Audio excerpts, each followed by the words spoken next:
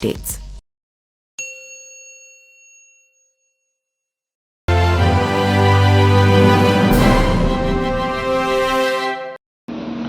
नमस्कार, मेरा नाम पिंटू सिंह यादव है और आप देखना शुरू कर चुके हैं न्यूज़ लाइव।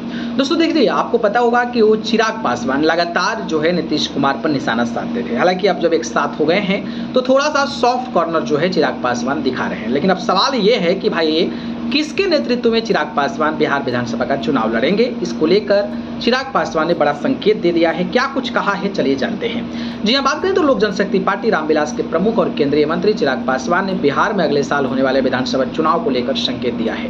उन्होंने एक चैनल के खास कार्यक्रम में पहुंचे थे और उन्होंने बताया था कि हम नीतीश कुमार को सीएम बनाने के लक्ष्य के साथ काम कर रहे हैं। बिहार में चेहरे के सवाल पर चिराग पासवान ने कहा कि हमारे गठबंधन के हर सहयोगी यही कह रहे हैं कि 2025 में गठबंधन नीतीश के चेहरे के साथ ही बिहार के विधानसभा चुनाव में जाएंगे। चिराग पासवान ने इतिहास में नीतीश कुमार के पाले बदलने के सवाल पर कहा कि नीतीश कुमार हमारे साथ हैं और पूरी मजबूती से हमारे साथ हैं।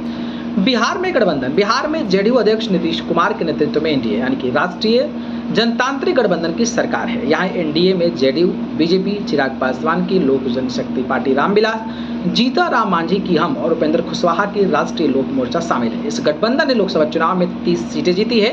बिहार में लोकसभा की 40 सीटें हैं। सबसे बड़ा सवाल विधानसभा चुनाव को लेकर है कि ये गठबंधन किसके नेतृत्व में चुनाव लड़ेगा। क्या बीजेपी बड़े भाई की भूमिका में होगी? हालांकि लोकसभा चुनाव रिजल्ट के बाद बीजेपी के कई मौके पर कह चुकी है कि नीतीश कुमार के नेतृत्व में ही बिहार का विधानसभा चुनाव लड़ा जाएगा।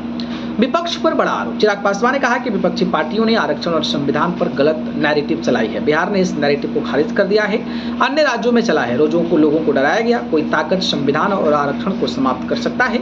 ये संवैधानिक हक है। जो समाज पिछड़ेपन का शिकार कर रहा है उसे आरक्षण दिया गया है, उसे डराया जा रहा है। पीएम लंबे समय तक सीएम रहे, वो क्यों आरक्षण खत्म करेंगे? अब सवाल ये है कि भाई जब 2025 का विधानसभा चुनाव होगा और चिराग पासवान ने नीतीश कुमार के नेतृत्व में लड़ने की बात कही है, तो आप लोगों को क्या लगता है? क्या 2025 में एक बार फिर से एनडीए की सरकार बनेगी या फिर तेजस्वी यादव नए सीएम बन पाएंगे? इस पर अपनी प्रतिक्रिया बताएं।